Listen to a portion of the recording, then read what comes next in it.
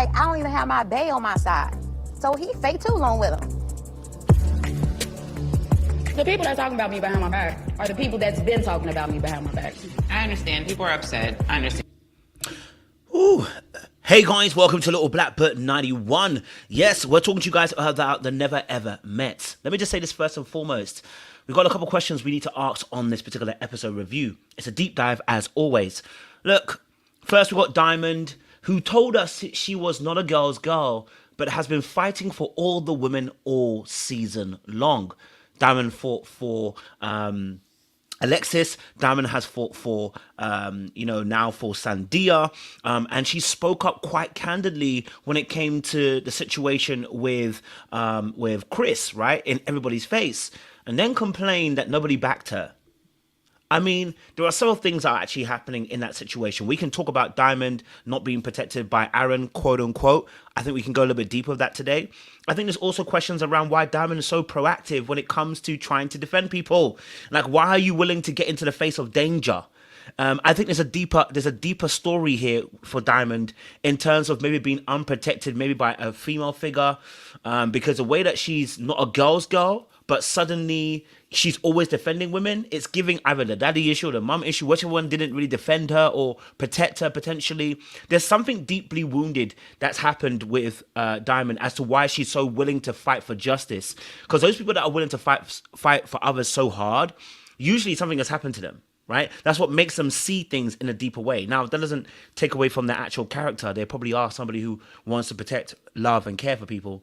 But there's something behind that, right? Because in the end, she was frustrated with Aaron not protecting her, but she ran into a burning building and then expecting us to come and pull her out the burning building. Baby, you ran in there, so you better get yourself out. That's one aspect. We can talk about Greg and Millie. And I think Greg and Millie is quite interesting as well because isn't it interesting? And we're going to talk about the Mirror series as well. I'm going to break it down for you guys. But Greg and Millie are quite interesting because I didn't really give them much of a chance, if I'm honest with you. I was thinking that they guys are a TV couple, but I did see some great aspects of this couple actually. Now I'm starting to look at them differently. I'm like, okay, cool. I'm seeing them differently. I love the way he, obviously we don't know how true it is, but he said obviously he doesn't bring women to, his mum and his sister. And when the mum did come across, even the mum was kind of pointing out that my brother, my son, I want to let you know that you have some problems. I'm glad you sorted it out, but you had some problems, which Greg has also admitted to us as well. So it's not as a secret.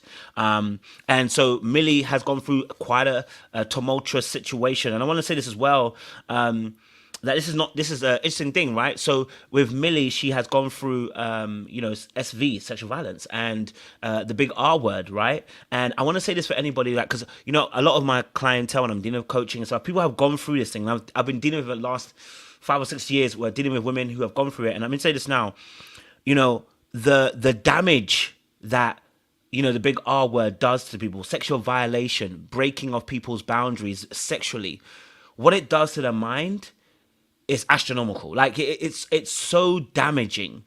And, we see this even biblically, right? We see this with, I've talked about before, Amnon and Tamar, and how Tamar was now suddenly a shell of herself, right? Because it breaks you down. It tells you this lie that you can't have boundaries, you're not to be loved, you're not to be cared for, you're not allowed to be appreciated. It tells you these lies that, you don't get to say no. It tells you this lies that you don't deserve love, you don't deserve to be taken care of, you're not worthy. Right? All of these lies begin to permeate the mind when someone decides they're going to break, your own boundaries sexually and take advantage of you. It's a nasty, nasty, heinous, disgusting act someone can do, right? And the fact that she's gone through that, I'm really, really sorry about that. And I hate that she's gone through that because it changes the chemistry of your brain. It really does. It changes the patterns of the mind as well. And it requires a really intentional, consistent, rebuilding of the individual in order to get to a stable place, because you're not gonna get away without PTSD, physically, mentally, emotionally, right? It affects you in such different ways, and we can talk about that a little bit later on. But it's something that's very painful. So I wondered that with Greg and Millie, how they will handle that aspect going forward as well. We saw her kind of break down a little bit with her friend and her sister. So we will discuss that a little bit later on as well. And then obviously talking about Talking about obviously Josh and Shay, and there wasn't much that was happening with Josh and Shay on this episode. They were very, I'll be honest with you, they were very quick in that situation, right? Because he was rubbing her feet, he was rubbing their feet and everything, and he was giving her good talks and stuff, and so they just seem to be a really healthy couple at this moment. They just seem to be a really healthy together couple. We're not getting bad vibes from them. We're not seeing bad things happen from them. So far, so good. It looks like it's a decent kind of couple. And I'm not going to be mad at it, right? That we're not getting any toxicity from them. They seem to be together. So we should be celebrating them. And that's how you should be, right? And then obviously we had Chris and Sandia. And, this is interesting, right? Chris and Sandia situation is really, really intriguing because Chris is unwilling to accommodate Sandia's feelings and thoughts, right? So emotionally and mentally, he's unwilling to accommodate her. So then why would she want to be in this relationship? Well, the reality of the situation is, and we'll talk a little bit later in the Mirror series, why they're actually together. It's just like she's looking for something that she doesn't have in him. So, that's another story in itself. But we saw how he dismissed her feelings, said, it's not valid. We saw obviously as well that, with Chris, he was unwilling to take direction from the men. Like when they gave him good advice, he was unwilling to take it. Right? We saw also Sandia Sandia is as much her own downfall. When they were suggesting to you to do some counseling, I'll think about it. Huh? Think about it. Sandia, you don't need to think about it. You need to grab it with both hands. Okay? Sandia, you need to grab it and take it with both hands. When they said about there's counselors, there's relationship experts, you should have been grabbing it with both hands. You know what I mean? Anyway, that's another story. And then obviously we had Aaron and Dymond in their couple situation. Now, let's be honest. I'm going to be very frank. I think Dymond is somebody who, wants to support and back people. But do you remember the moment where Dymond, Sandia, and Millie were talking? Now, they pulled Sandia aside. And I won't lie to you, watching it, okay, all right, watching it, it almost felt like Dymond was putting words into Sandia's mouth. Now, I'm not saying Sandia doesn't feel no way about the Joanna situation. What I am saying though is it was giving that you guys were kind of pulling a few of the words into her mouth, almost kind of putting things into her mind and saying, I don't want to, Joanna's gonna pop off and da da da da da. And it's like, yeah, I hear it, but baby, why are you forcing her so much to want to go and confront the Joanna situation? Right? Why are we so intent on trying to see that happen? That's the real question. And then obviously we look at we'll look at obviously as well how at the very end, unfortunately, she felt like that Aaron didn't protect her, and you saw how quick she was to say, almost wanted to say, "I'm gonna cut you off." Right? She wanted to basically, she wanted to throw Aaron to the wayside. And she felt like everybody owed her protection in that moment because they didn't speak up. But the reality of the situation is she didn't take scope of the land. She didn't take scope of the situation. She didn't take scope of what was going on around her. She decided to jump into the fire when Chris was talking and wanted to confront him. Right? And then was, why are you guys not speaking up for me? Well, who told you to speak up? Because we didn't ask you to go and speak up for us, baby.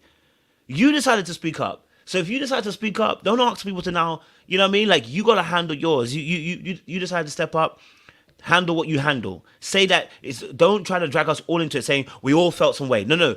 You felt some way. We also felt a way, but we haven't said nothing because we don't need to.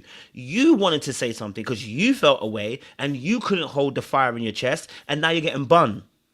And you've got to handle that, Dymond. Right? So we're going to have a conversation about all these things, and we're going to break it down as much as possible as well for you guys, because I think there's a lot to go through, and it's just, it's interesting to see these couples kind of go at it the way they are, because it's interesting to see where they go. You know what I mean? All right, cool. We're gonna get into this now, but let me drop a little, video and get into this. We're gonna break some deep stuff down. So get your pen, your papers ready. Get yourself ready because we're gonna break all the way down. Deeper.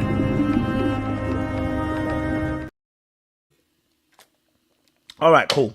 Let's start off first and foremost with Greg and Millie, because I think that is where I like to sort out a couple of things that said.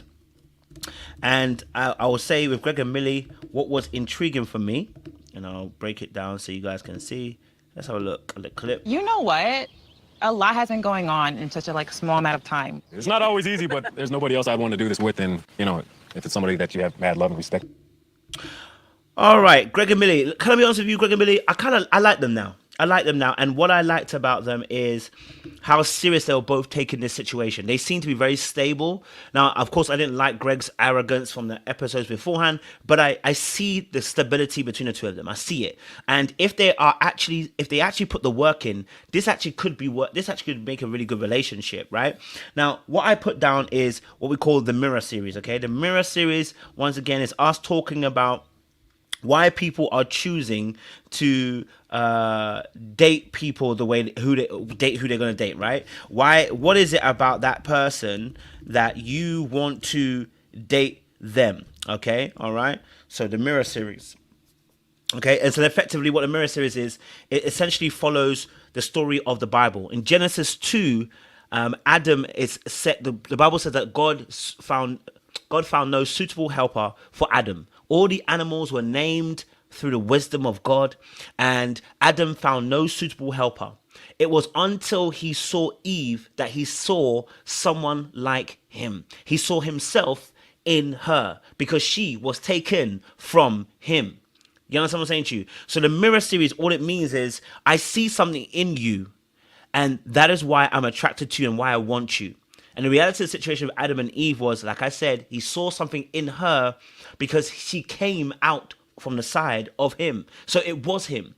The reality of the situation is, if your lens is broken, though, if you have a broken perspective, if you have a warped idea, if you're delusional, if you're lying to yourself, if you have an inability to see yourself, if you don't understand love in its fullest capacity, and you don't understand how your roots have contributed towards the fruits that you're bearing right now, more than likely you are going to choose someone who isn't a right fit for you. And let me add this caveat. I said this in a video the other week, that having good logic is great until the logic is too much for the emotion. Meaning, if you put emotion aside and choose someone by logic, it sounds good, but we're emotional beings. You're going to miss something. If you use too much emotion, you're going to miss the red flags, and because you're not using enough logic. But even if you use logic and emotion and you get it right, you can still make a mess, because a good idea is not a God idea. A good idea is not a God idea. And so for us, specifically for Christians, you want the God idea, not the good idea. Okay, but there's still principles that we can all yield to, that should bring about great relationships and marriages, because we see people who are not Christians having great marriages. So it's not God, it's God's principles which will always work. What I mean by this is, as so long as we're on this earth, there is a seed and a harvest. There is time to reap, but there's a time to sow. Okay, all right. There is a sun up and a sundown, right? So what that means is God Himself has also brought about almost infallible principles, which when we implement them into our relationships, make relationships maintainable and profitable and healthy. So even if you don't follow God Himself, but you follow His principles, you'll find your relationship and your marriages work just beautifully.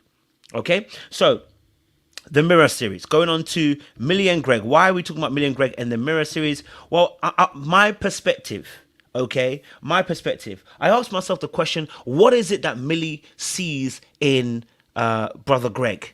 And I think we got a bit more of the missing pieces of the story, because we saw Millie break down a little later on when she was talking with her sister about the fact that, she had unfortunately been violated, right? And let me see if I can get a clip for you guys. Don't cry. That's why I'm here, baby. You're going to get through this, because you do want to find love. Ultimately, you deserve it. It's time for Millie to find love. Now, I want to let you know, within the mirror series, you have to understand what you're looking at when you're looking at somebody. This is why certain relationships don't work sometimes. Because sometimes when we look at somebody, we're looking at the potential, right? So we look at them and then we say, I see your future and where you're going. And because of that, I want to attach myself to that. Sometimes we look at people from a perspective of, you have what I want. I don't have it, but you have it. And so I want to stick to you to get what you have. Meaning, let's say, for instance, in the Millie and Greg situation, right?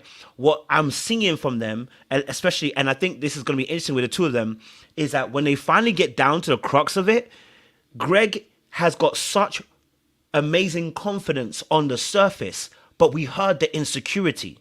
So on first glance, when you get to know Greg, he's confident, he's uber, sensitive. He seems to be somebody that's, on the ball. He's gonna instill you with this kind of hedge of protection and make you feel like, this is a guy that's confident. And knowing what Millie has been through, when you've gone through SV, when you've been affected by the big R word, right? I don't want to say the word, but let's say graped. When you've been affected by that, right, it can rob you of your confidence.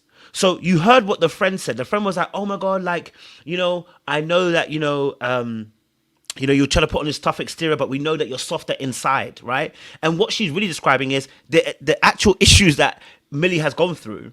And she's had to put on this fierce kind of armor on herself to make herself be protected from what she's gone through. But inwardly, how she feels about herself, okay, may not be that she's that strong. And so what sometimes can happen to us when we're in a relationship is we look at the other party for that strength. You have that strength. I want it. Or I like the fact that you have that strength. I wish I had. And then we end up dating that person. Do you see what I'm saying to you? Let me just slow it down a little bit, okay? I'll play a bit more of the kit and I'll slow it down again. It's okay, baby. When Sophia is telling me all the things I deserve, I truly feel that for myself. My sister. Now, we know that at a point in time, like when she said, you deserve this, at a point in time, she might have felt like she didn't deserve this. And oftentimes when you feel like you don't deserve it, it's because there has been a breach. There's been a breach in your livelihood. There's been a breach in your life. There's been a breach in your boundaries. There's been a breach physically, mentally, sexually, whatever, and it has caused you to rearrange and rethink how you feel about yourself. And what can happen is when you've gone through the grape word and you've gone through that unfortunate situation, it can strip away the confidence that you had in self and now begin to instill fear, insecurity, make you feel like you're not worthy, like you don't deserve to be wanted, unclean, can make you feel dirty, can make you feel like, you know what, I don't want to be here no more. You know what I'm saying to you? It can rob you of all those quality minerals that make up the goodness and the greatness of you. And so what can happen is you can look at other people who seemingly are heralding a light. And when I say a light, a confidence, an energy of vibrancy, a seemingly unfazed by life, and you can look, you can see that in that person, right? And you may feel like you're in darkness. So in that darkness of you not having that confidence or not having that true inner feeling, you can search for other people who have it or supposedly, outwardly have it. I think that's why they haven't met for 3 years. I think that's why you haven't met for 3 years. Because you're gonna have to chip away at that armor that you guys have. You're gonna have to strip away that outer shell that you have. And when you get down to the crux of it, Greg isn't the Greg you're seeing, right? I'm not saying that he's not a confident person. I'm saying that once we heard the insecurity about how he felt, I was like, wait, what? So you had all this insecurity too? Oh, okay. So that means now if she that means now when they strip away Greg's outer shell, we're going to see a different Greg, and you're going to realize at that point in time what you wanted from him, he may not necessarily carry. You ever been with somebody, not even a relationship, it can just be a friendship, where you thought they were this amazing person, so confident, this, that, and then when you actually spend time with them, they're like, oh, you're actually normal. You actually have fears? Oh, okay, you didn't.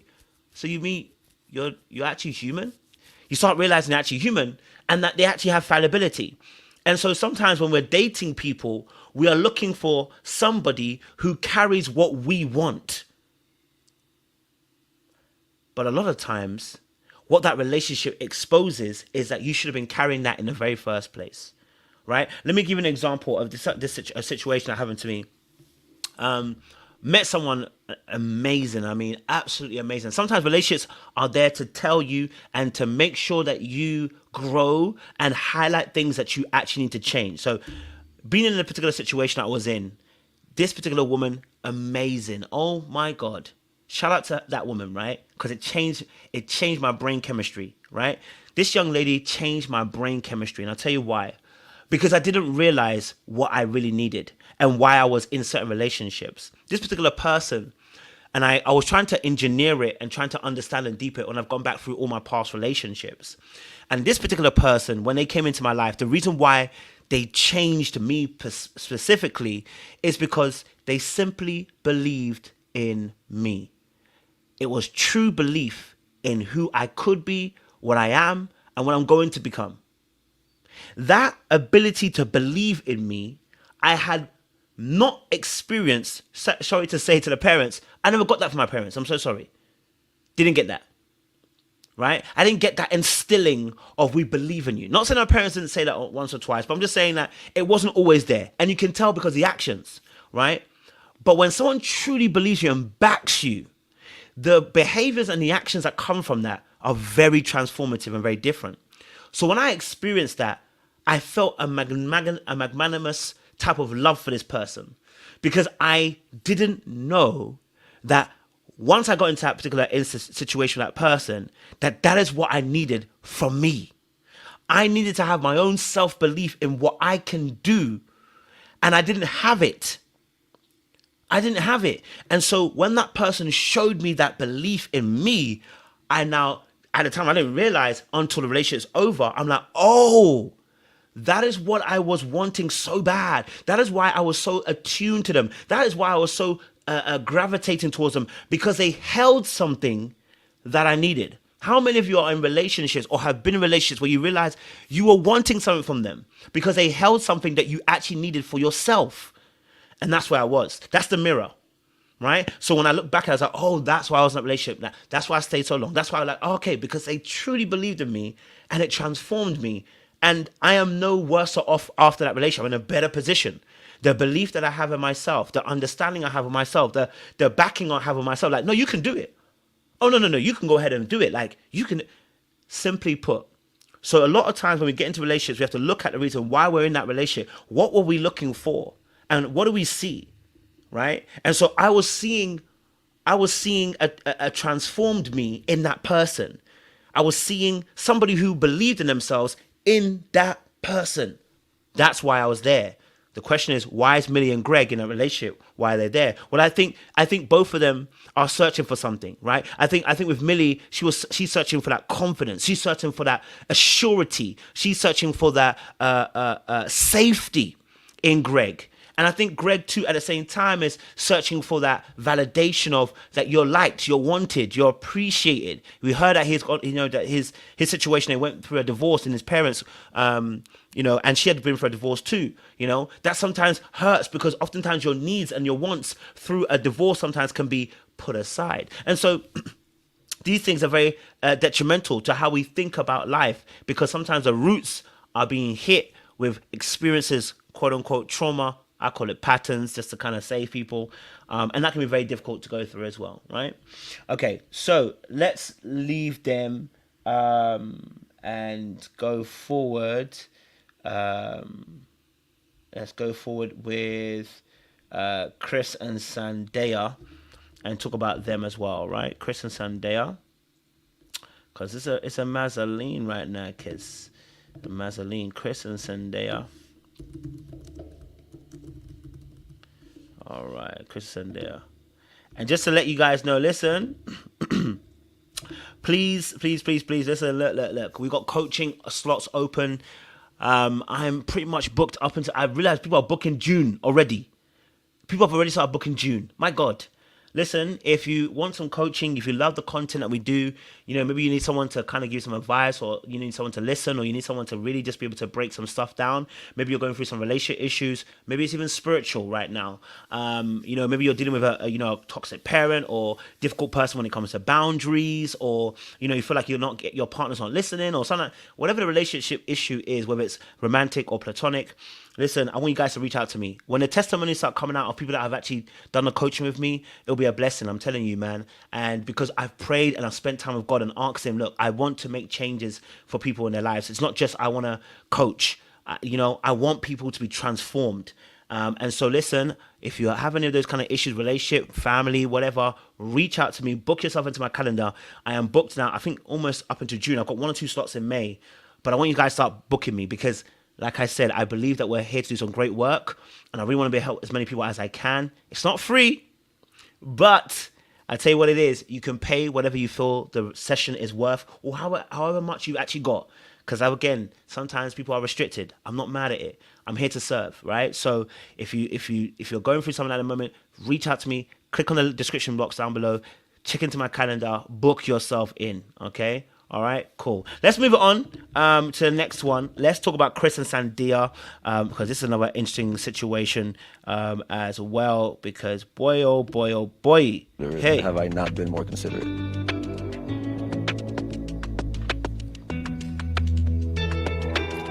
I don't know, you two right now. woo-wee. Okay, Chris and Sandia. My God, my God, my God. Let me say this now. You guys will start with a narcissist. He's not. I don't think he's a narcissist. I'll be honest with you. I don't think he's a narcissist. He's just a wounded male. But Chris and Sandia, we got a big issue here. Big issue here, because both Chris and Sandia are a problem. I will tell you this now. Like, both Chris and Sandia are a problem. Okay, let me tell you why. Okay, so dealing with Chris and Sandia, Chris has told her from the very jump who he is. If I tell you I'm a murderer, and God forbid, because I will never be, but if I tell you I'm a murderer, and then you say, and I say to you, listen, I can still actively murder, and you go, no, but I just see the greatness in you. Hold up, let Jesus see the goodness in me. You need to keep away from me. I've told you that I'm not good and I'm not great. I told you in front of other people that I'm single. I told you in front of other people that, you know what? I can do whatever I want. So if I've told you those truths and you decide to ignore it, you're actually the problem. I've told you up front I'm a devil and you're still trying to play with me. Right? The Bible says, submit to God and resist the devil and he shall flee. But you still want to say, but can the devil be that bad? Is it the God has told you the devil is not changing, he's not going to move, and you still want to play with the devil? But maybe the devil will change. But maybe the devil will, give me some leniency. Maybe the devil won't still kill and destroy today. Maybe he will give me, maybe the devil won't do that. No. Listen, when you ignore the devil and you pretend as if he doesn't exist, you are bound to fall, because the Bible lets us know that we should not be ignorant of the devices of the enemy, right? And so when you're in that position, when you're someone like Sandia, there's a bigger question to ask. It's not just, that this man is treating you badly. The reality of the situation is you want him to treat you better, but you don't treat you better. Let's talk about it, because you don't want to. Let me go there now. Sandia is a lot of men and women in relationships. Okay, Sandia is a lot of men and women in relationships. Let's play another clip. Okay. Now, do you think you're compatible? I understand that she may feel like we need to communicate more, and I'll communicate. Okay, Sandia is a lot of men and a lot of women. Okay, and the reason why I'm saying that is because when Sandia is dealing with Chris, okay, we're going back to mirrors. Okay, and then I'm gonna give another scripture. I was talking to my dad yesterday, and it was a powerful scripture that I'll come to. Okay, and it was Genesis 1. Okay, I'm gonna go Genesis 1. I'm gonna bring it to you. I'm gonna read it to you real quick. Genesis 1. Okay. So the Bible says, then God said, Genesis 1:26. Then God said, let us make man in our own image and in our likeness. Okay. If I'm gonna show you this so you can see it. All right, I'm going to break it down real quick for you guys. I want you to understand what's going to happen. Then God said, let us make man in our own image, in our likeness, so that they may rule over the fish in the sea and the birds in the sky, over the livestock and all wild animals, and all over the creatures that move along the ground. Okay? All right.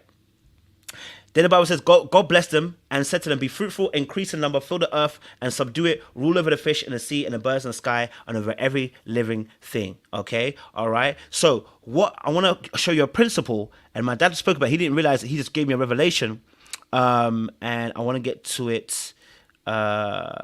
Beautiful. Okay, verse 24. Look at this. And God said, let the land produce living creatures according to their kind.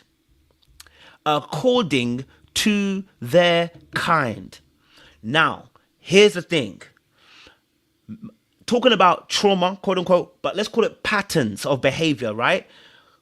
Consistent patterns of behavior.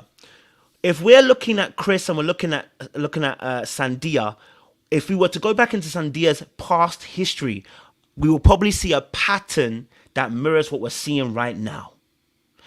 If we go into Sandia's past, we'll probably end up seeing a pattern of how a man or a woman, more than likely a man, has treated her in the same fashion and the same vein. Here's how we know that. The Bible says that man and woman should be fruitful, right? And in doing so, what do you bring forth? Children. But what do children look like? Their parents. So whenever we're talking about patterns, behavior is birthed through observation, learned, and obviously our own characteristics and, you know, our own nature that we have within ourselves, right? But we follow a consistent pattern. Train a child up in the way to go, and he will not depart from it. See, that child, that child has been trained in a particular path, whether the parent was absent, whether they were neglectful, whether that parent was loving, caring, whatever. Whatever you gave to that child or did not give to that child creates the pattern that child is going to go and reproduce after its kind. So what's happened here is that when you end up dating people, look at the history you dated people. If you keep dating unavailable men, look at the pattern and go back to the root. There is probably a pattern from somewhere in your childhood that has got you to the point that you're at right now, because we reproduce after our own kind. It is a pattern. Whew. My God. We got some water, okay? Cool. So what that shows us is that when God created the animals, the plants, everything, he said, reproduce in its likeness and it's after its own kind. Humans only can mate with who? Humans. And out of that, what do you get? Humans. You get me? And in doing so, when we do that, we reproduce after our kind and our likeness, right? So Jesus says, I can only do what I saw the Father do. Right? I can only do what I saw the Father do. And what that means is I'm only going to replicate the pattern that I've seen. Okay? I've only replicated a pattern that I've already seen. So Sandia is acting upon what she's already seen. Now, here's the interesting thing that happened. When the host asked them, say, hey, do you guys want relationship experts to get involved? Sandia's wasn't an immediate yes, right? When they asked Sandia, do you want the relationship experts to get involved? Her answer was not an immediate yes. She got there in the end, right? But it was not an immediate yes, right? It was not an immediate yes. And unfortunately, right, the reason why it was not an immediate yes is because she doesn't want to be helped. Really and truly, she knows the truth, but is unwilling to go towards the light. This is why it becomes very difficult for people to give their life to Jesus. Sometimes the Bible talks about people don't want their deeds, their dark deeds, to be exposed. So they're like animals underneath a rock, like insects underneath a rock. Once you lift that rock up, they're exposed. Sometimes people don't want to change because they understand the difficulty of having to change. It would require you to destroy the reality that you live in currently. Ooh, and I mean, it's difficult. You would have to destroy the current reality that you're actually in. You would have to induce light into darkness. The darkness cannot comprehend the light. So what ends up happening, and see, look, when God created the heavens and the earth, The earth was without form and was void. Right, and then he says, "Let there be light." Let me show you something. Look, I don't want to preach, but I'm going to preach. I'm so sorry. I'm excited that God has given me this revelation. I'm going to give it to you. Y'all going to get it, okay? Y'all going to get it, okay? All right, y'all going to get it, all right? You didn't come in for a sermon, but you're going to get a sermon. Okay, so look at this. Genesis 1. It says, in the beginning, God created the heavens and the earth. Now the earth was formless, empty, darkness. Darkness can represent ignorance, can represent the unknown, okay? Was over the surface of the deep, and the Spirit of God was hovering over the waters, okay? And God said, let there be light. There was light. This light is not the light of the sun, because the sun is created later on, okay? When it says, God made two great lights, the lights great to govern the day and lesser light to govern the night. So this light here is not the light of the sun nor the moon. It is talking about there being a revelation of God, a knowledge of him that would abound forward. Okay, and so when there is the heavens and the earth where God had now created, he hadn't yet brought knowledge of him into those places. So the earth itself was without form. That's you, that's me. When you are in your naive stage, you're in the early days of relationships. You don't really know too tough, right? You are going by what you've been taught. That little light and little noise you have, you've been taught from what you've grown up with in your childhood. You get into relationships and you realize, whew, I didn't know anything, right? And when you stay in that place where you don't want to grow and you don't want to expand, the equivalent is staying in darkness. And until a light, a knowledge, an understanding, a wisdom of relationships and love, because the knowledge of God is that God is love, right? That's one of his attributes. God is love. And so when that knowledge of love, true love, comes into play, then light begins to come in. Revelation starts to expand. Your mind expands, and then you start to understand how relationships should function. When you get to that place, right, you don't mind asking for help because you realize that I need the help. The Bible says that Jesus Christ didn't come for those who are sick. Didn't come for those who are righteous. He came for those who are sick. When you believe you're sick, you're going to ask for help. When you think you're okay, you're not going to ask for it. So Sandia is sitting there and at first doesn't want to say yes to the relationship experts because really and truly she doesn't believe she's sick.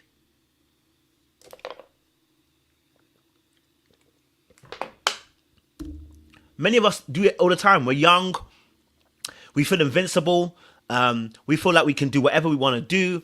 We feel like we are indestructible, right? We don't want to ask for help. And then what ends up happening is someone said it, you end up getting a testimony. Yeah. And the reason being is because you decided to do it on your own and you didn't have enough light and knowledge and understanding to able to do this, and you weren't able to navigate it properly because you didn't have a full understanding.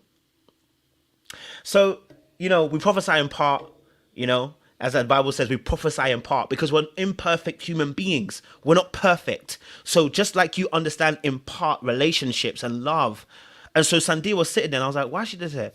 Number two thing about Sandia is that where is her voice? Where is Sandia's voice? Someone tell me, where is Sandia's voice? Huh? Where's her voice? Let's play a little bit more. With her more, but I feel like we have probably the best chemistry in this house. But me, I'm not the type of person like I jump ahead or jump to conclusions. Where is Sandia's voice? Because it took the two ladies to jump in for you. It took also for Chris, this Chris situation too. You were almost mute. You didn't. This is for anybody here. You can say stuff, but do you believe what you're saying? Do you believe what you're saying? You can say stuff, but do you believe what you're saying? You don't believe what you're saying, right? And because you don't believe what you're saying, he don't believe what you're saying. And do you know who also doesn't believe what you're saying? Satan. I keep saying I don't want to preach, but we're going to go there, innit? Listen, the Bible says, submit to God and resist the devil and flee. Okay? Now, when Jesus was in the wilderness, Matthew 4, Luke 4, if you ever read it, the temptations that Satan came to him with, throw yourself down and then, the angels will come and get you, right? Now, why is this all important? Because the very thing that Jesus ended up doing was telling Satan to do one, basically. But he did it, when I say do one, but he did it through the word. Okay? He did it through the word. And the reason why it was able to be effective is because he actually truly understood and believed that word. Because the Bible says faith cometh by hearing the word of God. Jesus spent time hearing from the Father. I only do what I see you do, Lord. Right? And so because of that, when he spoke, it was confidently spoke because he knew it to be true.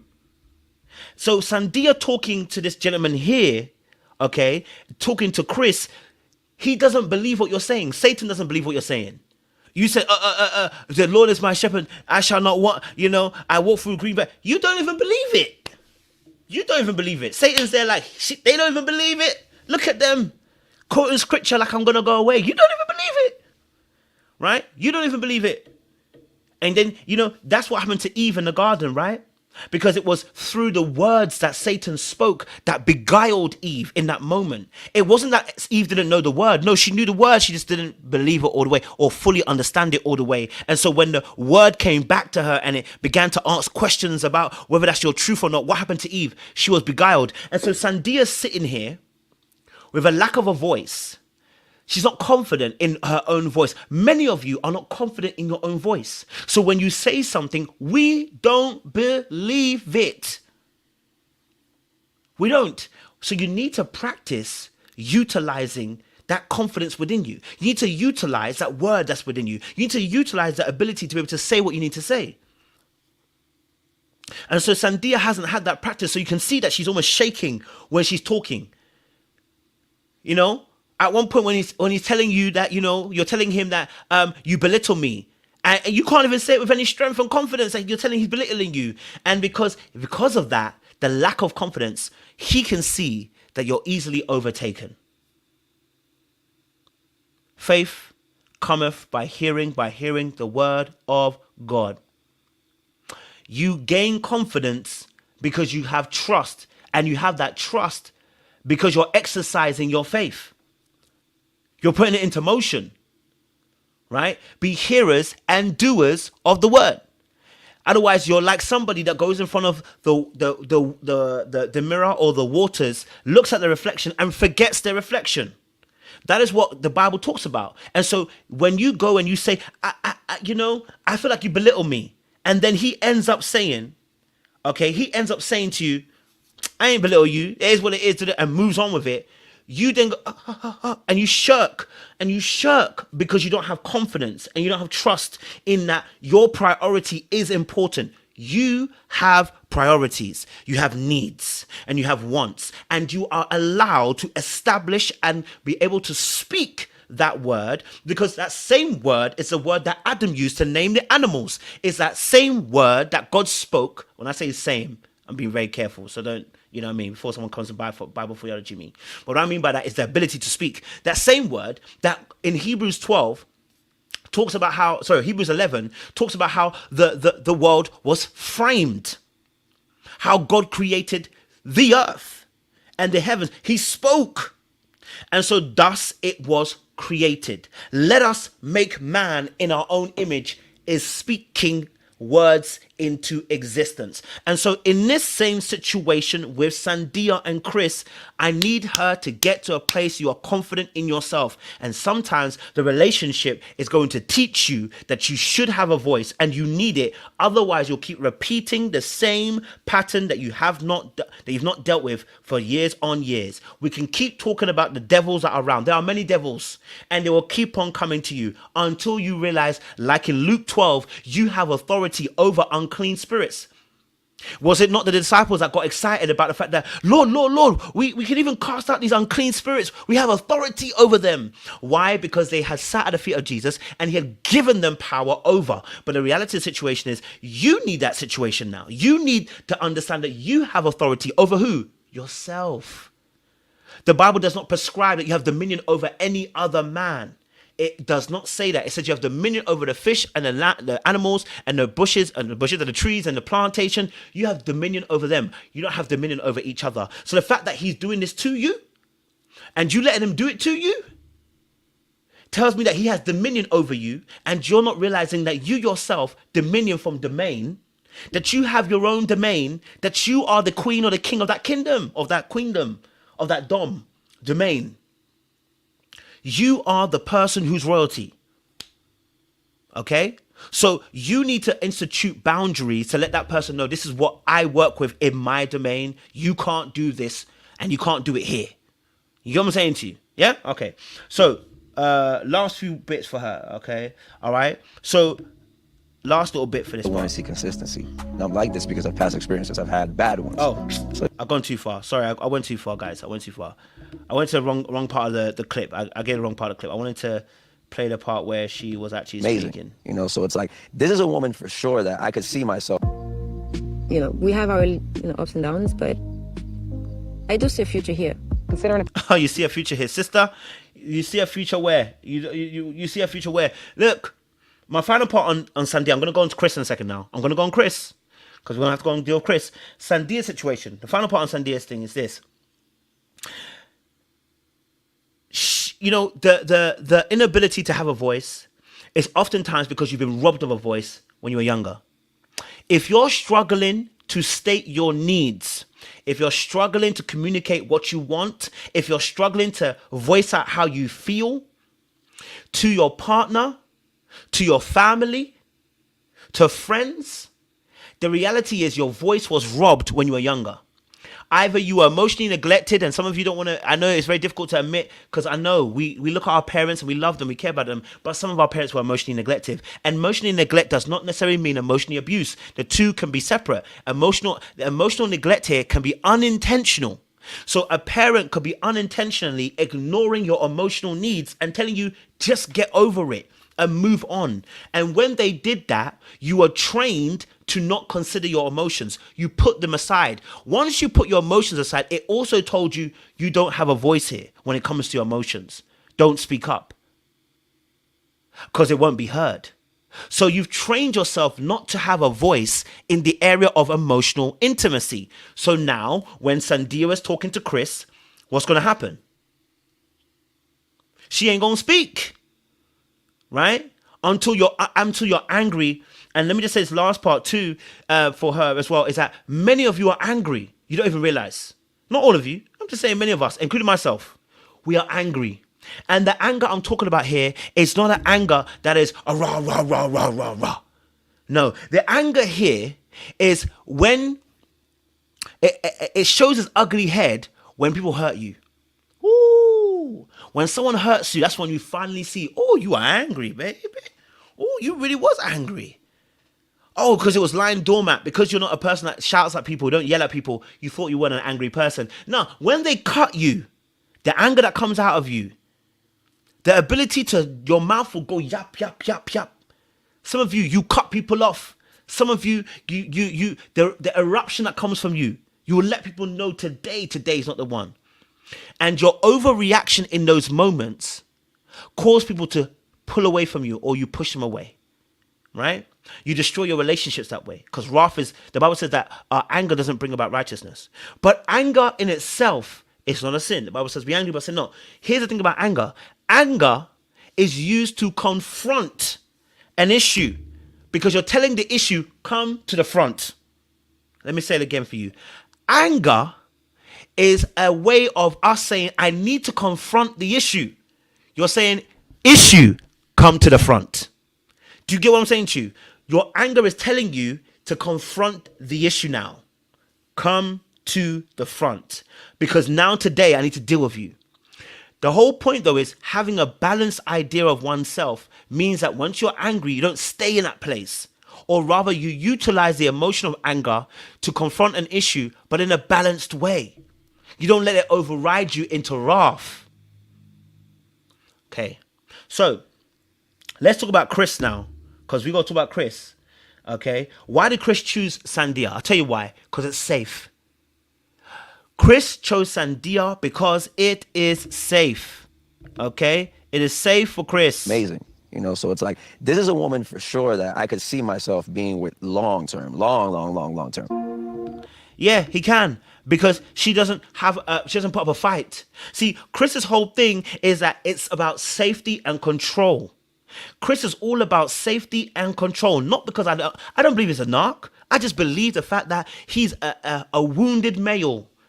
Okay? And that because he's wounded, his way of being able to make sure he's not in a position of vulnerability where someone could hurt him again is to make sure that he controls who he dates and they are under his control. So the inability to actually be able to identify with her emotions is because he believes that her emotions are manipulative. Ooh.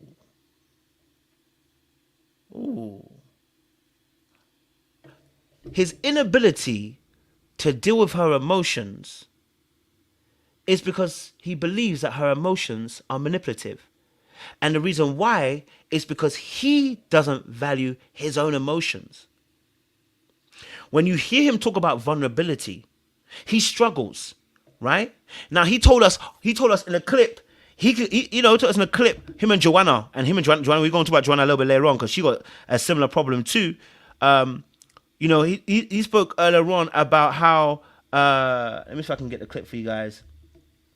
He spoke about how he could sleep with somebody one time, and then after that one time, then he gives it 6 months, then he can actually begin to feel comfortable. Let me see if I can find a clip for you. Let's see. I missed it. I don't feel like I had it somewhere. It's gone out my thing now. I wish I had it somewhere, but I'll find a clip for you guys. But yeah, basically. Okay, I got it for you guys. Here we go. Let's get this clip up. What the hell does sex have to do with me trusting you? I don't even trust you. If women dated more. Okay, I'll find a lick properly. I'll do it properly in a second. But what in this clip, what he talks about, okay, is him, okay, being in a position where he can have sex the first day, but doesn't necessarily trust that person. Now, but by all means, when I'm on the streets, yeah, I just want to have sex. I don't want to think about trusting anybody.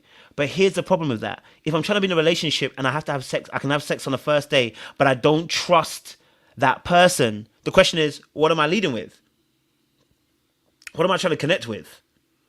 Right? If I can have sex on the first time I meet you, but I don't trust you, then what am I really leading with? How am I really connecting with you? I'm connecting with you on a sexual level, but I cannot connect with you on an intimate level. That's why I don't trust you. I don't trust you because there's not been, as he said himself, consistency. Yeah, I can sleep with you. I'm not saying that you can't sleep with somebody on the first day. What I'm saying is I can sleep with you on the first day and then not trust you by the end of it. Then you are leading with the wrong thing.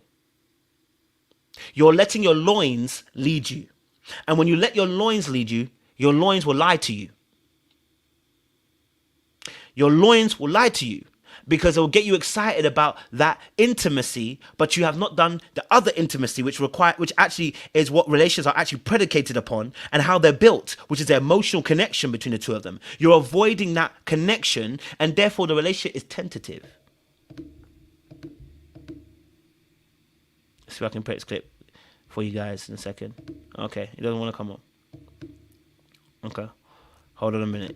I gotta get this clip up. Then I start to trust you. How long before you start having relations then? Well, I'm trying to smash you the first day. Straight. So how? So he needs 6 months.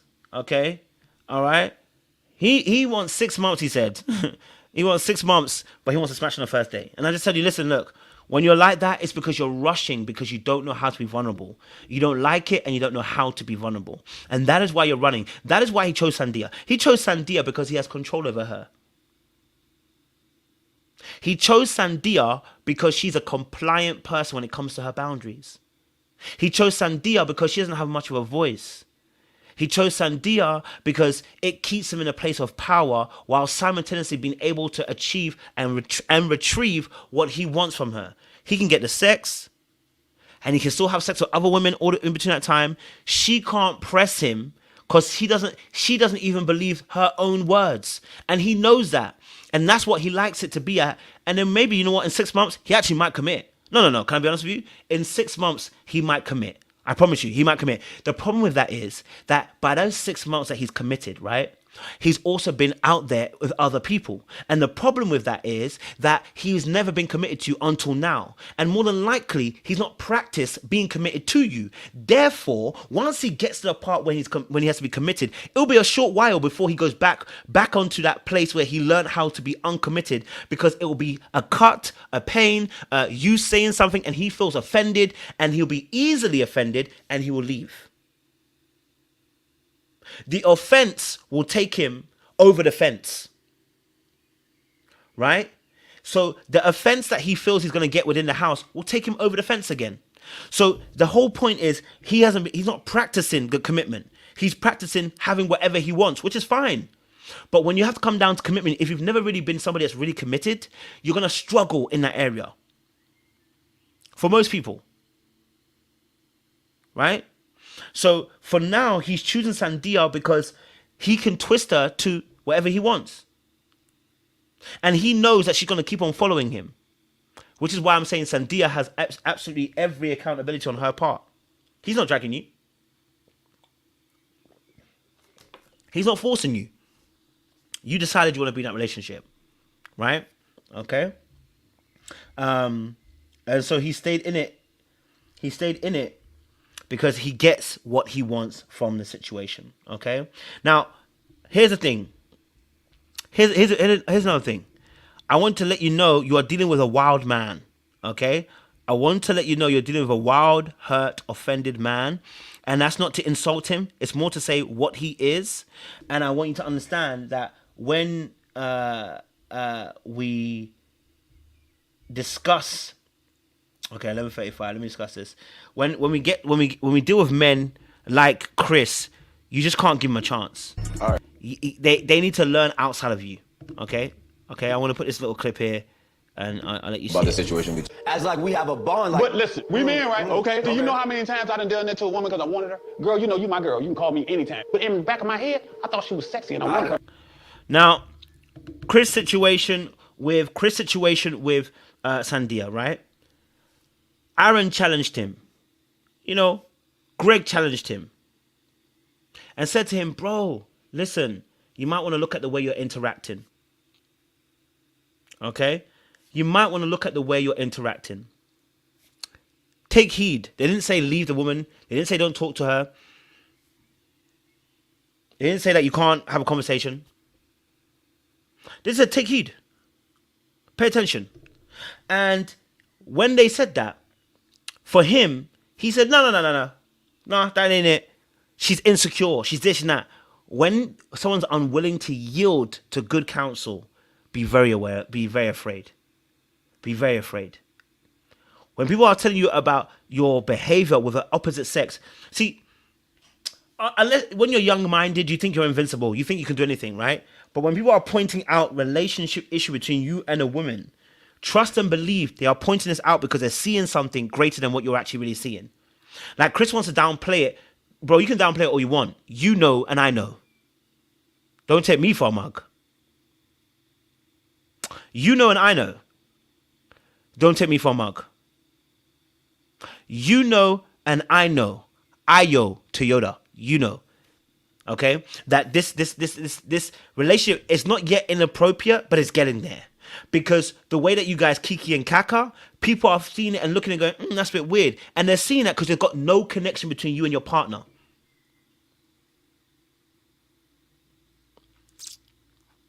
They're seeing that because they're seeing no connection between you and your partner.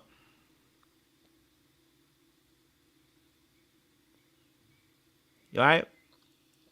So it's important to understand that when it comes to Chris and Sandia, he is a wild man. He's not going to be tamed by anybody. And if she thinks, if he thinks that you think that you're going to be able to tame him, you'll be badly and madly mistaken. You're going to catch a case. Okay? You're going to catch a case. All right. Last but not least, we're going to deal with Dymond, Aaron, and a Jody situation.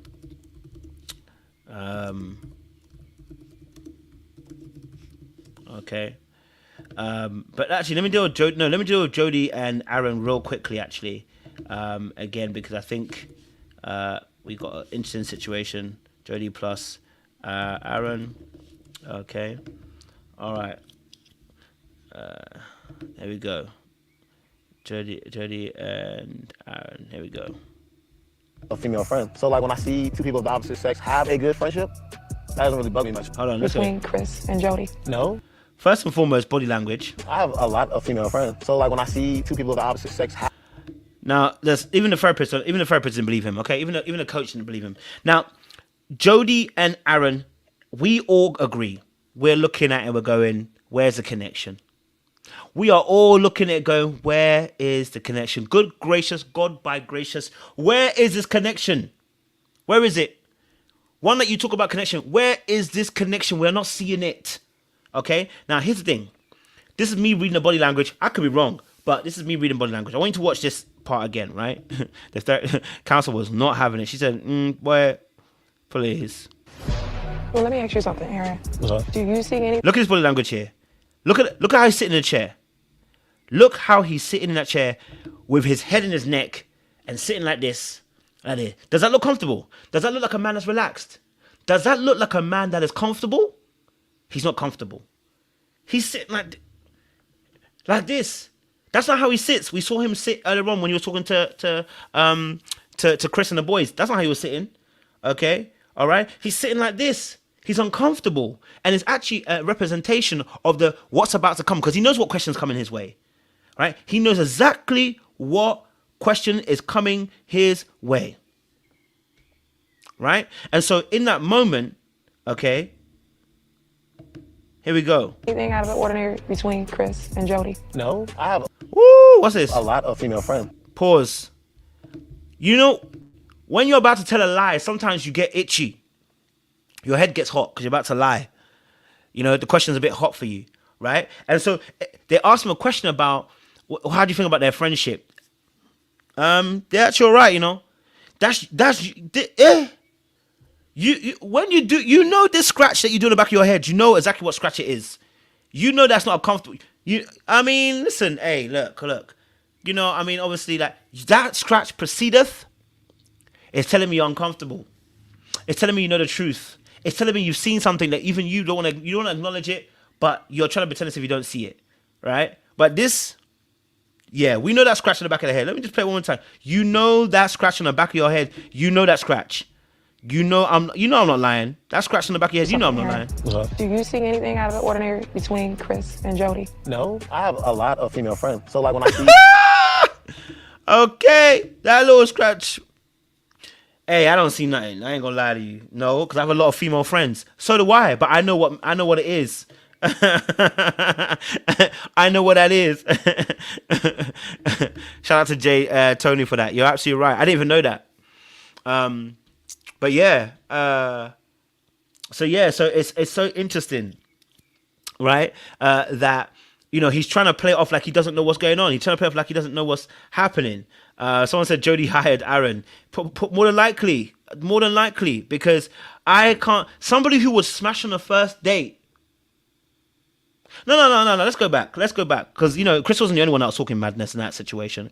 Let's go back, because remember, Chris was not the only one that was talking about smashing on the first date, because it was also Jody backing him, talking about, yeah, I understand what you're saying. I know exactly what you're saying. And if we move more like men, and I was like, baby. Okay. I was like, okay.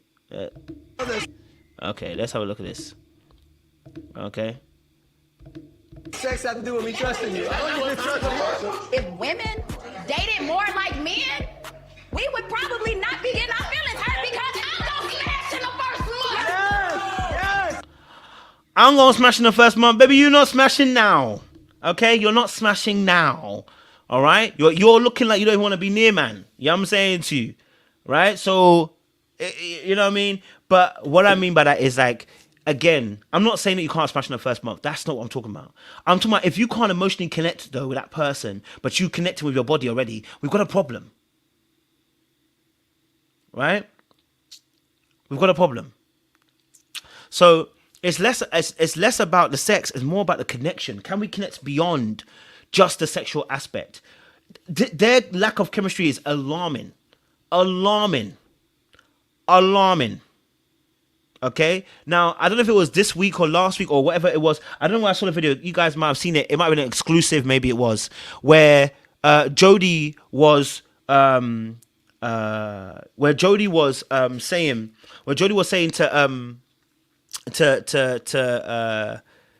Aaron and saying, "Oh, do you wanna drink?" I don't know if anyone saw that clip. Put it in the chat if you saw that clip where Jody was talking about, "Oh, do you want to drink?" And Aaron was like, "Yeah, I'll have some of your drink. I'll have some of your drink." And she was like, "No, I don't want you to have my drink." I said, "Oh, that's it. It's over. It's over." Yeah, if she doesn't want, she doesn't even want you to even taste her drink. It's over. It's over.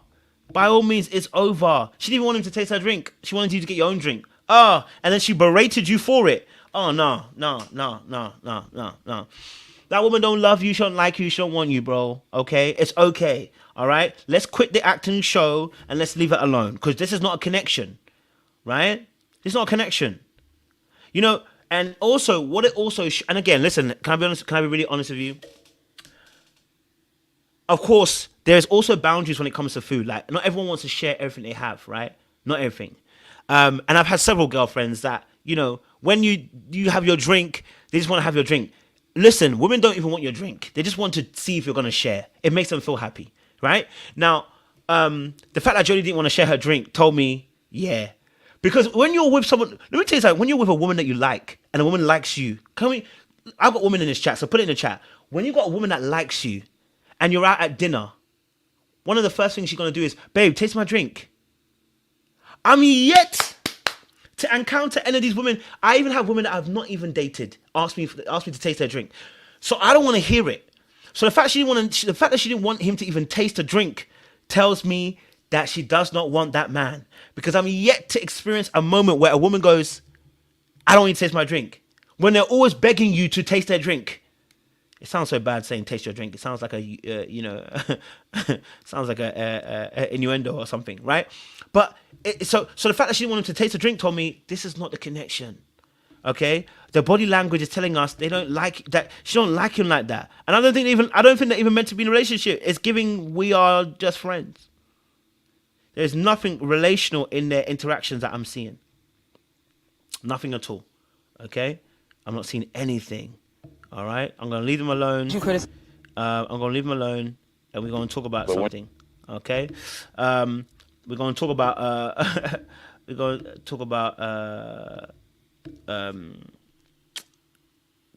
Brandon and Sienna. Okay, Brandon and Sienna. Okay, Brandon and Sienna. Let's talk about them. When you learn to listen, we're able to communicate and at least talk back and forth. I don't know. I just feel like you're full of because the things you criticize me for, you do the same thing. The things that I ask you for seem so small, and you're blowing them up to be such a big thing. And it's... Woo! Baby. Before we get into... baby. Listen, the Sienna and Brandon situation. Okay, all right? Sienna and Brandon situation. Let me be very, very honest with you. Look. Let me be honest with you. Sienna... struggles with being held accountable because all she hears is blame. And I was talking to a client about this. Whenever you feel like all you can hear is blame, you will fight it because oftentimes not only are you hearing blame, you're interpreting what that blame means for you. Remember that interview that I did with Sandia? I kind of fragile egos can't have people blaming them. I was one of them too, so I'm not going to lie to you. I was one of them too. It's taken some time to get out of that space. Fragile egos can't take criticism because the moment they take criticism, it is an indictment on who they are as a person. Let me say it again. Fragile egos, which are often born from being, can be born from, neglect, can be born from not having people love you and support you from a young age, being highly independent, births fragile egos, meaning that when people speak against you and criticize behaviors or things that you do, what can end up happening is that the individual can end up in a space where they're unwilling to receive that criticism or feedback because it is an indictment against their personhood. They believe that as a person, they're not good because you criticize their behavior. They link the two together. It is a wrong way to look at it. So when it comes down to situations like this with Sienna and Brandon, when Brandon is literally telling her, I need you to listen better, and he's telling her this word, and she's unwilling to yield to it, she doesn't hear it, it is because her individual self is hearing it incorrectly. Now, of course, she's an independent woman who's been through probably a lot and experienced quite a bit, so it's very difficult. But nobody should be breaking down these walls. In fact, they're not even walls at this point. They are walls, sorry, at this point, right? And we talk about this about boundaries, that when you want to have effective boundaries, you don't want to be too rigorous, you don't want to be too loose. What you want is a gate. I love that definition by the Book of Boundaries. I think it's by Dr. Townsend. And he says, you don't want a wall, you want a gate. A gate allows things in, but it allows things out. And the beauty of a gate is the balance, because you understand what you need coming in and you understand what you need going out. When you build a wall, it is to keep people out and to keep those in. Problem with that is that you need to let things flow. And so unfortunately with Sienna, when she hears a word that begins to be negative against her, she blows up. In fact, she wasn't even really listening. Pay attention, look at this. I mean, the eyes are a little bit scary, but I want you to look at this. Okay, look at this while she's talking. I don't know, I just feel like you're full of because the things you criticize me. Listening part is huge. But when you learn to listen, watch her expression. We're able to communicate. Look where her eyes are. Up to the heavens. Girl is holding herself because she's about to go mad. She's got her back towards Brandon and is telling us, I still want to work on this relationship. You want to work on a relationship that you turn your back on the person and you have to look up when the person's talking about you?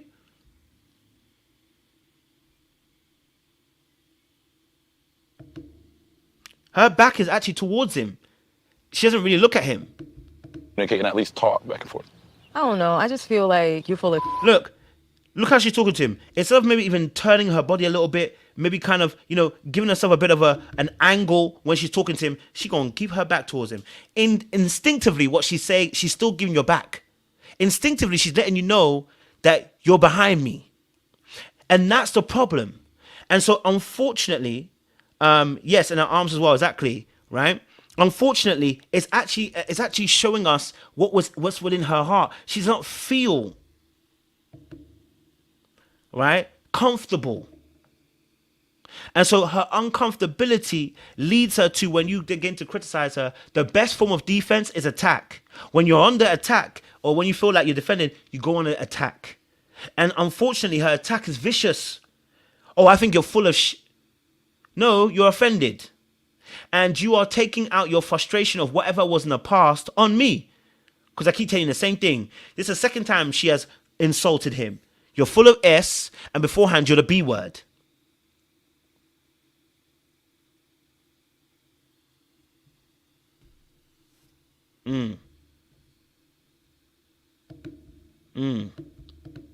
Because the things you criticize me for, you do the same thing. The things that I ask you for seem so small, and you're blowing them up to be such a big thing. And to say that that's demanding? Maybe not demanding. Your delivery. Because I'm witnessing it, sis. Yes, her delivery is off point.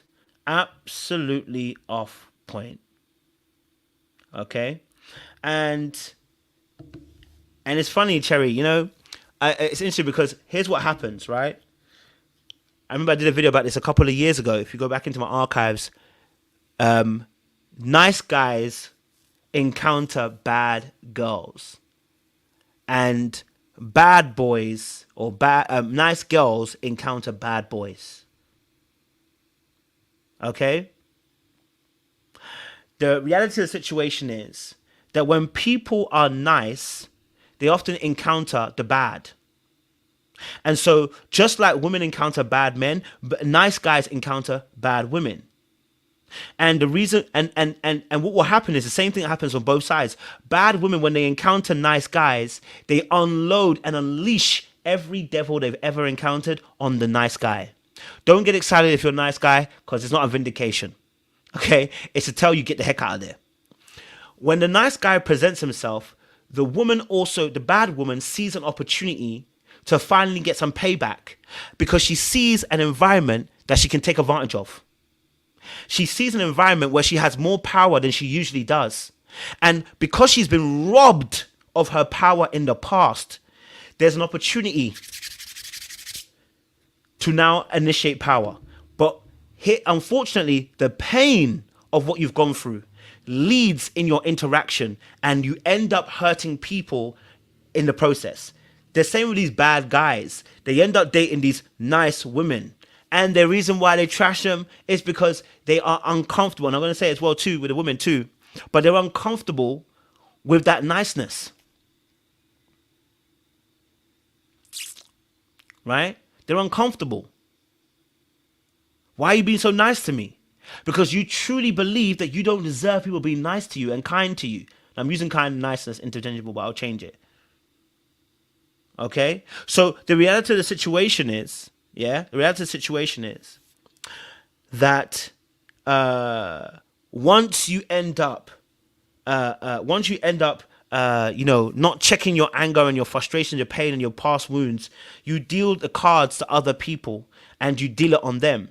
But the reality of the situation is, and this is just for anybody out here, if you're somebody, and you know what, if you're somebody that deals, if you're in a relationship, or maybe you've been in relationships where you feel like you've overreacted in relationships, let me give you a reason why. The reason why you're overreacting or getting so angry in a relationship with a quote unquote you think is a good guy, the reason why they are giving it to you is because they don't believe. They don't believe. They don't believe that they're worthy of that love. And when that love comes, they reject it because it's overwhelming. And what do I do with all this love that I never had before? It is overwhelming. It's too much. And they react. And the reason why they react is because they feel that they deserve to be mistreated. And when you're treating them good, they're actually asking the question, they must be lying. And now, because they've been a victim for so long, and now they're no longer the victim, right? They don't know what to do. So now they become the bully, but even as they become the bully, they're like, I'm not the bully, I'm the victim. Because they don't realize that they need to come out that space of where they once were. There's an expansion of a mind that's needed. And because they can't receive that love, again, they go into bullying or go into tactics that are emasculating, whatever you want to call it, and they end up fighting the very thing they actually want. I said this last week, that you will yearn for things that when you yearn for things that your mind is not ready for, you will sabotage it and reject it.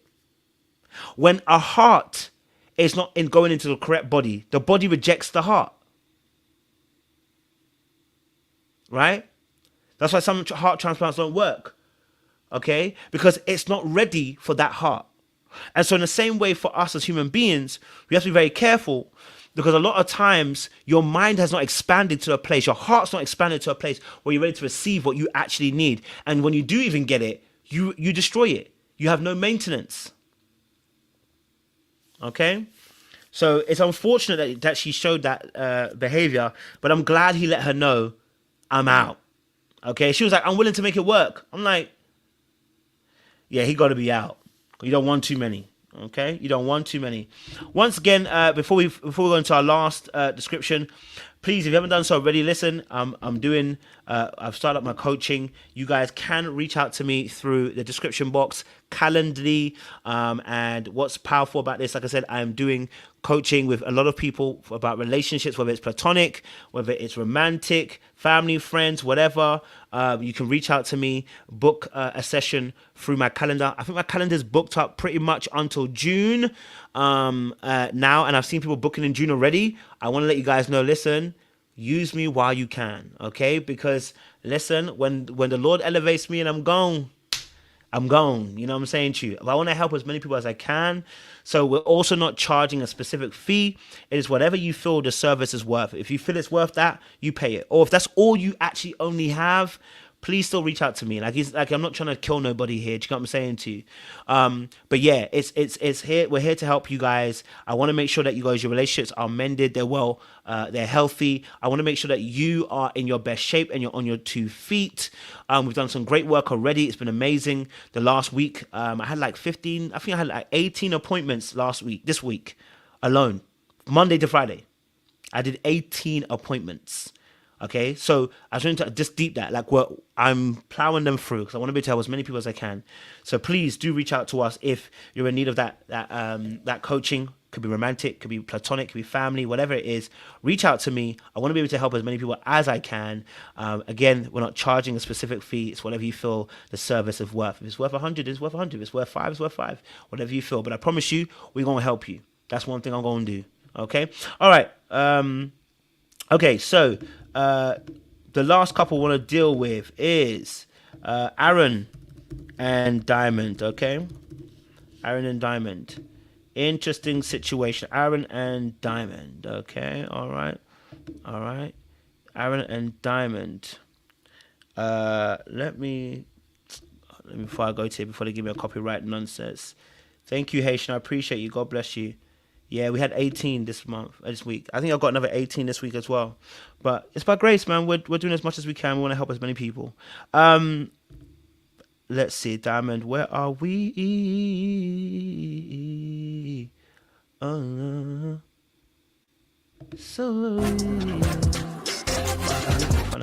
I don't have time for all that emotional. Man. Okay, cool. Found it. All right, cool. Let's get it. Dymond and... That's just not me. I tried to mind my own business, but he just called her simple-minded. Chris, wait. I'm gonna say this because nobody's not in your business. She goes and confides in people. Alrighty. Okay. Dymond, Aaron situation. When I deal with Dymond specifically, first and foremost, really interesting with Dymond. Dymond told us that she's not a girl's girl, but has been defending the women like there is no tomorrow. Dymond told us she's not a girl's girl, but has been defending women up and down the nation. Okay? All right? And so clearly Dymond maybe has problems with, being intentional about her female relationships, meaning she's afraid of that initial contact because maybe she's seen some things when it comes to women and their relationships, right? And so sometimes what ends up happening is you might have some bad experiences with women for Dymond, and what you'll realize is you don't connect very well with them initially, right? And it takes a little bit of a time to get to a place where you guys actually fully connect. And so maybe she felt like saying, hey, look, I don't get on with women per se. Yeah, on the immediate jump. But I think once people start to get to know you and become vulnerable with you, I think you begin to form good relationships with them, which tells me that the initial phase is what's causing Dymond issues. Sorry about that, guys. The initial phase is what's causing Dymond issues, and that's where she's having some trouble. Now, Dymond is the quote-unquote the mother of the group. Dymond is somebody who fights for people. She is the one that fights for justice and goes after a cause. And it's a beautiful thing because we all need people in our life that are willing to fight for us, because at times we can't fight for ourselves. We saw how she fought for Sandia, and we saw how she went after Chris, right? So let's play a little bit more of a clip. I'm not going to argue back with you. It's not about arguing. That's speaking facts. That's what that is. That's speaking your facts, though. No. Your opinion, actually. She said her... Now, where Dymond came into the situation, right, she overheard a conversation with Chris and Jody, and instead of letting it fly past, she decided she wanted to address it. Well, when you decided to address it, it then brought in an argument between her and Chris, or a disagreement between her and Chris, okay? Now, let me just say this now, okay? Once that happened, she was now looking for Dymond was looking for now people to jump in. But you were looking for people to jump in when you never consulted those people before you started taking up the mantle. Let me say it again. She was looking for people to jump in and protect her when you hadn't asked those people to jump in. And also, they may not have liked the way that you addressed the situation. They may not have liked the way you went about it. They may have not liked the way that you maneuvered it. They may not have liked the fact that you went at Chris the way you did, and therefore they couldn't get behind it because it would be an attack, not a conversation.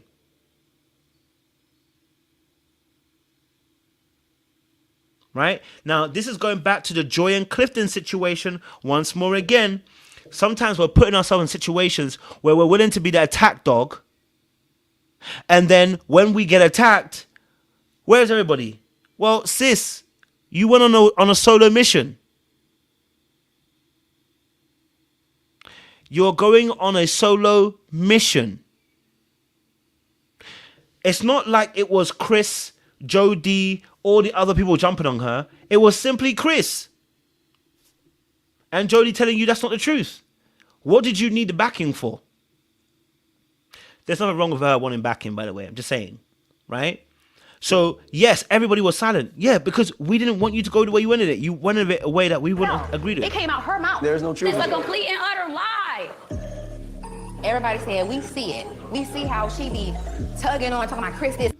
But they did say that. You didn't realize the boys already spoke to him. That's what you didn't realize. See, Dymond, you started assuming. You assumed because they've already addressed him in the men's chat. So you see, if I've already addressed you in the men's chat, I'm not trying to have another conversation in the open grounds. You know what I'm saying to you? I've already addressed you in the men's chat. I've already told him one-to-one in the men's conversation that we don't like what you're doing. So he already knows how I feel about the situation. He already knows that I don't rock with him like that. He already knows I don't think, okay, all right? I don't think that this situation works. We've told him already.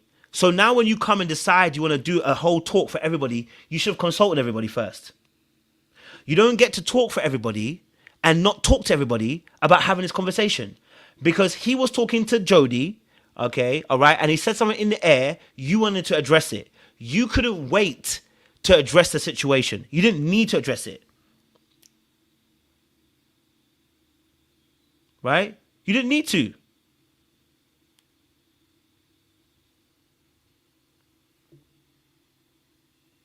You didn't need to. So at that point in time, if they want to address him, they'll address him. But your approach was coming so aggressive at that point in time. I don't want to get behind that. Because then I look aggressive like you do when you come into a situation. I can't rectify that situation that you've gone into already. You've already led it. Right? I can't rectify that. I can't change that. Because if I come in there soft, I'm still coming in as a second party, and it's like I'm attacking you. She should have thought about her approach first. Because she went in it way too heavy. Then obviously after that, the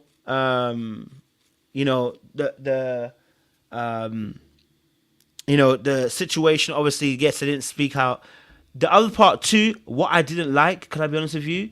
I don't like the fact they walked out. Can't lie to you. I don't like it. After all of the commotion in the kitchen, Josh and I are going to go over with Dymond and Aaron to the boom boom room, just so I can be away from that energy. I just didn't. No, I don't like that. Okay? I don't like that. I don't like it. Because at the end of the day, okay, at the end of the day, you guys are now showing, okay, a disunity. You want to have a conversation, have a conversation. Right? But now we're running to another room.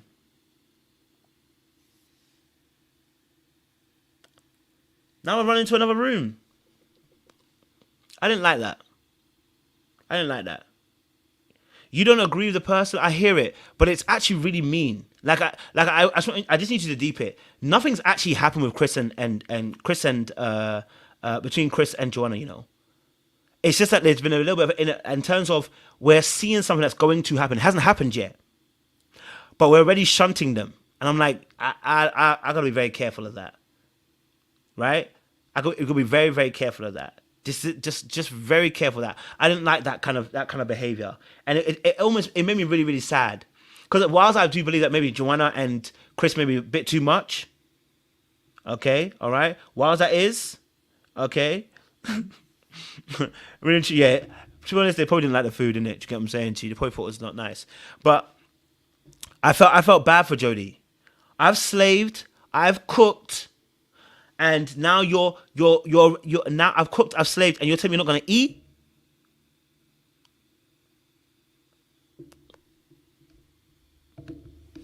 Nah. You know, and making an excuse like, when I'm not cool with someone, I don't eat. Since when? Since when? Okay. Yeah, I was like, wait, you don't want to prepare it, you don't want to eat the food because they're angry. Get the heck out of here. Come on, man. We're grown-ass adults, man. Like you never ate your mum's food when you were angry at her. Get the heck out of here, man. You're lying to yourself. What, you never ate your mum's food when you were angry at her? You never ate your mum's food. You never ate your mum's food when you were angry with her. Or you never ate your mum's food when she was angry with you. You never ate the food. You decided to go fasting and praying involuntarily when your mum was angry at you. When she called you and said, come and get this food, I don't even want you to. Why are we lying? You know what I'm saying to you? Like, don't make excuses. This is petty. Okay? It's petty to do so. Right? We could have ate the food and waited and say, hey, look, guys, can I be honest with you? Look, I'm going to be honest with you. It's a bit uncomfortable, so we're going to take a little bit of a leave. We're going to go to the boom boom room. That's cool. But we haven't finished eating dinner yet. I was a little bit disappointed in that. Okay? I'm a little bit disappointed in that. At the end of the day, very disappointed in that. I felt like, you know what? If you felt that strongly about it, have a conversation. But the walking out, yeah, it's nonsense, man. We're grown-ass adults, man. For me, it was nonsense. But, you know, the question was, obviously, with Dymond, was she protected? Was she felt like people protected her? It was a sad look. Nah, it looked kind of sad. I can't lie to you. You know what I mean? It did look kind of sad. I can't even lie to you. I even like, you know what I mean? Like their own thing. Okay, well, more for us. Nah, it's not nice, man. Nah, really, let's really deep it. It's not nice, man. Someone has slaved away, cooked. You've seen them doing the hard work. It's a disrespect. It's a major disrespect. For me personally, let me say me personally. You know what I'm saying to you? Let me say me personally. It's a disrespect. Because you saw me slaving over it. Right? And you're accusing me of doing this thing and I haven't done anything yet. That's disrespect. That's very painful. I'm actually starting, I feel a little bit, my heart feels a little bit like, you know, I've been getting on to Jodie. I don't think Jodie and Aaron are really a thing, but for me, it hurts me. Just looking at that. It's like, you know, you are trying to do something nice where you're cooking for everybody. You're taking your time, your energy, and they decide to up and leave during dinner. I mean, after makes sense. Like, guys, I'm going to excuse myself. It's a bit of a tension in the room. I want to go to my place. That's not nice at all, man. You know what I mean? You know? It's not nice at all. I felt for her. All I know is anytime somebody got... I felt for her. That was, yeah, cause Millie wasn't being true. Cause Millie ain't being true. Millie was one of the instigators with Sandia. So Millie looking at her like, but Millie knows she was not being true. That's why she's looking at her like that way. You know? Like, that's nuts. You know what I mean?